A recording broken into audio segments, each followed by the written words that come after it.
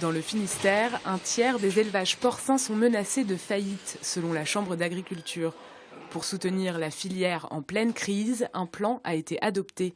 Les mesures, dévoilées ce lundi, vont du soutien financier à la baisse des cotisations sociales pour les éleveurs. L'étiquetage des produits transformés, accepté par Bruxelles, concerne, lui, toutes les filières. Ce qu'on souhaite, c'est de différencier la production agricole française au travers de la mention viande de France, à savoir née, élevée, transformée et abattue dans notre territoire. Et à partir de là, le consommateur aura le choix pour ses actes d'achat. Notre ministre de l'Agriculture a été défendre ce dossier-là à l'échelle européenne et c'est bien dans une logique d'expérimentation dont il a eu l'aval de Bruxelles qui sera mise en place dans notre pays. 100 millions d'euros sont débloqués au niveau national. Ce fonds, en fait, va se traduire concrètement par de l'argent qui va arriver dans nos exploitations agricoles porcines dès le mois de mars, qui peut représenter une avance, ou plutôt une aide de 10 centimes par kilo de porc sur une période de 6 mois.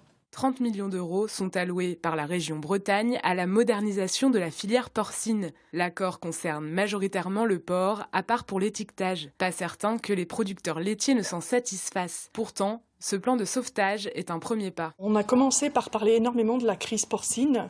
Il y a des travaux qui ont été effectués. Les choses ne se font pas du jour au lendemain. Donc, un premier plan sort pour le porc. Je pense que rapidement suivra quelque chose pour le lait. En même temps, on peut imaginer que des ponts soient réalisés assez rapidement entre le porc et le lait.